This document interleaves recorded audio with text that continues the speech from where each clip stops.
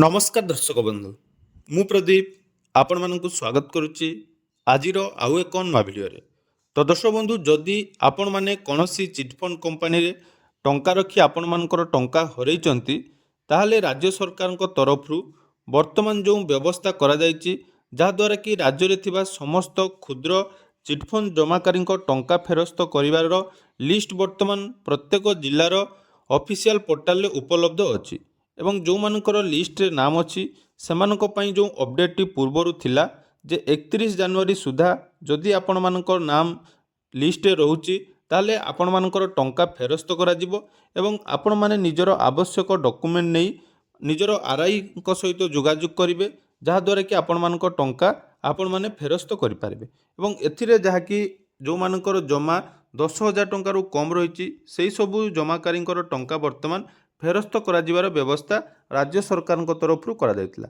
एवं यार शेष तारीख जहाँकि 31 जनवरी थिला किंतु बहुत हिताधिकारी जो माने कि ए विषय अवगत नथिले बा बहुत जनकर जहाँकि वर्तमान सुधा डॉक्यूमेंट्स आरआई पाखे पहुँची पार नथिला तेणु वर्तमान राज्य सरकार पुणी थरे एही डेट को एक्सटेंड करचंती एवं 31 मार्च सुधा आपण माने जदि आपण मानकर लिस्ट ना पाउचंती बा हम जो निजर जिल्लार ऑफिशियल वेबसाइट रे जदि आपण माने लिस्ट रे ना अछि ताहले आपण माने 31 मार्च सुधा निजर आवश्यक डॉक्यूमेंट नहीं आरआई सहित जहाँकि जोगाजोग कले आपण मानक टंका फेरस्त पाइबे तेणु आसंतु एने कौन आसी नुआ अपडेट एवं आपण माने केमिति से लिस्ट पाइबे से विषय में आज भिडियो रे संपूर्ण डिटेल्स आलोचना करबा ता पूर्व जदि चैनल को प्रथम थर विजिट करचंती वीडियो को लाइक करिवे चैनल को सब्सक्राइब करबा सहित पाखरे थिबा बेल आइकन को क्लिक करी ऑल ले सेट कर देबे। तो देखिपे उड़ीसा सरकार अर्थ विभाग तरफ चिटफंड क्षुद्र आवेदनकारी को टंका फेरस्त संबंधी सूचना एतद्वारा सूचाई दि जाउछि पूर्वर चिटफंड रे क्षतिग्रस्त होइतिबा समस्त क्षुद्र आवेदनकारी को टंका फेरस्त प्रक्रियार शेष तारीख जहाँकि 31 जनवरी 2026 पर्यंत धार्य करा जायतिला तेबे सरकार पक्षरु समस्त प्रचेष्टा सत्वे केतेक क्षुद्र जमाकारी एपर्यंत सेमानक जमा राशि फेरी पाई नाहांती अवशिष्ट जमाकारी सुविधा निमंते यही अर्थ फेरस्त प्रक्रिया को 31 मार्च 2026 पर्यंत वृद्धि करा जायछि तेणु समस्त योग्य क्षुद्र जमाकारी यार सुजोग नेबा को अनुरोध करा जाउछि।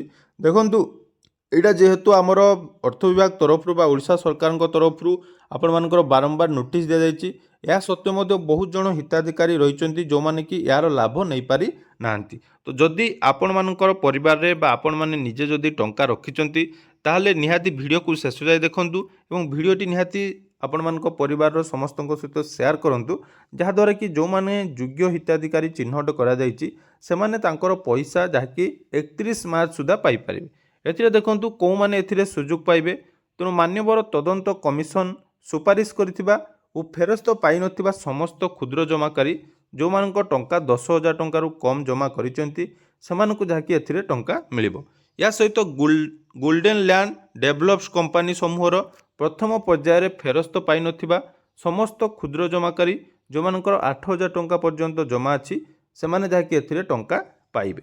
देखो सबुठारु मेन कथा हला टंका जो आपण माने पाइबे तापाई आपण मानकु कौन कौन करिया पई पड़िबो सेटा जानिबा निहाती दरकार कारण बहुत जन हिताधिकारी माने से गुटिए भूल करचंती बा आपण माने जदि से काम करूनाहांती ताले आपण मानकर बाकी टंका जोटा कि आपण माने रिफंड पाई परिबे। सर्वप्रथम देखंतु जमाकारी माने सेमानकर आवेदनर पत्रर स्थिति केमिति जानिबे तो तापाई आपण माने निज जिल्लार सरकारी वेबसाइट रे फेरस्त पाई नथिबा जमाकारी मानकर संपूर्ण तालिका उपलब्ध अछि अर्थात आपण मानकर जेकोसी डिस्ट्रिक्ट हो डिस्ट्रिक्टर ऑफिशियल पोर्टाल रे आपण माने सेटा पाई परिबे। एत व्यतीत मान्यवर तदंत कमिशन रिपोर्ट पाई जमाकारी नाम एफिडेविट नंबर एवं गोल्डन लैंड डेवलप्स कंपनी पाई जमाकारी नाम एप्लिकेशन नंबर सबू आपण मानकर www.opid.odisha.gov.in रे देई सेमानकर आवेदन पत्रर स्थिति संपर्क में मध्य जानि पारिबे। या सहित टंका फेरस्त करि पाइबा पाई जमाकारी माने कौन करेंगे प्रथम गला आपण माने निजर निजर लिस्ट चेक करेंगे लिस्ट चेक कर सारा तापर जोटा कि रही आपण मानकर नाम जदि लिस्ट रे अच्छी ताले आपण माने टंका केमिति पाइबे तो जमाकारी माने निम्नलिखित आवश्यक दस्तावेज सहित संपृक्त राजस्व निरीक्षक पाखरे जोगाजोग कले 15 दिन मध्य सेमानकर टंका जाकि फेरी पारिबार प्रावधान କରାଯାଇଛି ଅର୍ଥାତ୍ ଯେଉଁମାନଙ୍କ ଲିଷ୍ଟରେ ନାଁ ଅଛି ସେମାନେ ନିଜର ଆର୍ଆଇଙ୍କ ସହିତ ଯୋଗାଯୋଗ କରିବେ ଏବଂ ଯୋଗାଯୋଗ କଲା ପରେ ଆପଣମାନଙ୍କର ଆବଶ୍ୟକ ଡକୁମେଣ୍ଟ ଯେଉଁଟାକି ଆଧାର କାର୍ଡ଼ ଭୋଟର ପରିଚୟ ପତ୍ର ଡ୍ରାଇଭିଂ ଲାଇସେନ୍ସ ପ୍ୟାନ୍ କାର୍ଡ଼ ଇତ୍ୟାଦି ଆପଣମାନେ ଯାହାକି ସେଠି ସବମିଟ୍ କରିବେ। ତା ସହିତ ମୂଳ ଜମା ରସିଦ ଅର୍ଥାତ୍ ଯେଉଁ ବି କମ୍ପାନୀରେ ଆପଣମାନେ ଟଙ୍କା ରଖୁଥିଲେ ସେଇ କମ୍ପାନୀର ରିସିପ୍ଟ ଯାହାକି ଆପଣମାନଙ୍କ ପାଖରେ ରହିବା ନିହାତି ଦରକାର। କାରଣ ଏହି ରିସିପ୍ଟ ପାଇଁ ହିଁ ବହୁତ ଜଣ ଯାହାକି ନିଜର ଟଙ୍କା ପାଇପାରୁନାହାନ୍ତି। ରିସିପ୍ଟ ଆପଣମାନେ ଯଦି ନିଜ ପାଖରେ ରଖିନାହାନ୍ତି ତାହେଲେ ଆପଣମାନଙ୍କୁ ଟଙ୍କା ମିଳିବ ନାହିଁ। ତେଣୁ ସେ ରିସିପ୍ଟ ଆପଣମାନଙ୍କର ନିହାତି ଦରକାର ରହିଛି। ତା ସହିତ ବ୍ୟାଙ୍କ ଆକାଉଣ୍ଟର ତଥ୍ୟ ଯଥା ଖାତା number bank number IFSC code ଅର୍ଥାତ୍ ଯେଉଁମାନଙ୍କର ଅଲରେଡ଼ି ତଦନ୍ତ କମିଶନଙ୍କ ଦ୍ୱାରା ସୁପାରିଶ କରାଯାଇଛି ନାମ ସେଇମାନେ ଏହିସବୁ ଡକୁମେଣ୍ଟ ନେଇ ଆର୍ଆଇଙ୍କ ସହିତ ଯୋଗାଯୋଗ କଲେ ଟଙ୍କା ଆପଣମାନଙ୍କର ଯାହାକି 100% ରିଫଣ୍ଡ ହେବ। ଏବେ ଆସନ୍ତୁ କେମିତି ଆପଣମାନେ ନିଜର ନାମ ଚେକ୍ କରିବେ ସେ ବିଷୟରେ ଜାଣିବା। ତ ନିଜର ନାମ ଚେକ୍ କରିବା ପାଇଁ ହେଲେ ସର୍ବପ୍ରଥମେ ଆପଣମାନେ ନିଜ ଜିଲ୍ଲାର ଅଫିସିଆଲ ୱେବସାଇଟ୍କୁ ଯାହାକି ଭିଜିଟ୍ କରିବେ। ତ ଅଫିସିଆଲ ୱେବସାଇଟ୍ ଭିଜିଟ୍ କଲା ପରେ ତାର ଅଫିସିଆଲ ୱେବସାଇଟ୍ ଆପଣମାନେ କେମିତି ଜାଣିବେ ଦେଖନ୍ତୁ। ଯେମିତି ଆମର ଦେଖନ୍ତୁ ବାଲେଶ୍ୱର ଜିଲ୍ଲା ରହିଛି ତ ଆମେ କ'ଣ ଲେଖିଲେ baleshwar.odisha.gov.in ଠିକ୍ ସେଇଭଳି ଆପଣମାନେ ଯେଉଁ ଜିଲ୍ଲାରୁ ବିଲଙ୍ଗସ୍ କରୁଛନ୍ତି ସେଇ ଜିଲ୍ଲାର ନାମ .odisha.gov.in କ୍ଲିକ୍ କରିବେ। ତାପରେ ଆପଣମାନଙ୍କ ସାମ୍ନାରେ ଜିଲ୍ଲାର ଅଫିସିଆଲ ୱେବସାଇଟ୍ ଯାଇକି ଓପନ୍ ହେଇଯିବ। ତ ଜିଲ୍ଲାର ଅଫିସିଆଲ ୱେବସାଇଟ୍ ଓପନ୍ ହେଲା ପରେ ତାପରେ ଦେଖନ୍ତୁ ଏଠି ଆପଣମାନଙ୍କର ଗୋଟେ 3 ଡଟ୍ ଅପସନ୍ ଅଛି ସେଇ ଅପସନ୍ରେ କ୍ଲିକ୍ କରିବେ। କ୍ଲିକ୍ କଲା ପରେ ତାପରେ ଦେଖନ୍ତୁ ଏଠି ରହିଛି ସୂଚନା ତ ସେଇ ସୂଚନା ଅପସନ୍ରେ କ୍ଲିକ୍ କରିବେ। ତାପରେ ରହିଛି ଘୋଷଣାମାନ ତ ସେଇ ଘୋଷଣାମାନ ଅପସନ୍ରେ ଆପଣମାନେ କ୍ଲିକ୍ କରିବେ। କେଉଁଠି ସେଟା ଆପଣମାନଙ୍କର ବିଜ୍ଞାପନରେ ଥିବ ବା ଘୋଷଣାପନରେ ଥିବ ତା ଆପଣମାନେ ଚେକ୍ କରିବେ। ତାପରେ ଦେଖନ୍ତୁ ତ ସେଠି ଆପଣମାନେ କ୍ଲିକ୍ କରିଦେବେ। କ୍ଲିକ୍ କଲା ପରେ ଦେଖନ୍ତୁ ଏଠି ଆସିଯିବ ଜନସାଧାରଣଙ୍କ ପାଇଁ ଅତ୍ୟଧିକ ଜରୁରୀ OPID ବିଜ୍ଞାପନ। ତ ସେଇ OPID ବିଜ୍ଞାପନ ବା ଆପଣମାନଙ୍କର ଥିବ କ୍ଷୁଦ୍ର ଜମାକାରୀଙ୍କର ଲିଷ୍ଟ ଏଇଭଳି ଆପଣମାନଙ୍କ ଲିଷ୍ଟ ଥିବ। ତାପରେ ଦେଖନ୍ତୁ ଏଠି ଆପଣମାନଙ୍କର ରହିଛି 3ଟି PDF ଥିବ। ଗୋଟିଏ ରହିଛି ଆପଣମାନଙ୍କର Baleswar GPL and hitech payment list ତାପରେ କମିଶନ ଇନକ୍ୱାରି ଲିଷ୍ଟ ଏବଂ ଆଉ ଗୋଟେ ହେଲା ନର୍ମାଲ ଯାହାକି ଆପଣମାନଙ୍କର ନୋଟିସ୍। ତ ଏଇଠି ଯେଉଁ ଲିଷ୍ଟ ଅଛି ଦେଖନ୍ତୁ ଏଇ ଦୁଇଟି ଲିଷ୍ଟ ଆପଣମାନଙ୍କର ଏକ୍ସେଲ୍ ସିଟ୍ରେ ଥିବ ବା PDF ଫର୍ମାଟ୍ରେ ଥିବ। ପ୍ରତି ଜିଲ୍ଲାରେ ଅଲଗା ଅଲଗା ଲିଷ୍ଟ ଅଛି। ତ ସେଇ ଅପସନ୍ରେ ଆପଣମାନେ କ୍ଲିକ୍ କରିଦେବେ। ଯେତେବେଳେ ସେଇ ଅପସନ୍ରେ ଆପଣମାନେ କ୍ଲିକ୍ କରୁଛନ୍ତି ଆପଣମାନଙ୍କର ବର୍ତ୍ତମାନ ଦେଖନ୍ତୁ ଡାଉନଲୋଡ଼ ହେଇଯିବ। ତ ଡାଉନଲୋଡ଼ ହେଇସାରିଲା ପରେ ଆପଣମାନେ ସେଇ ଫାଇଲଟାକୁ ଓପନ୍ କରିବେ।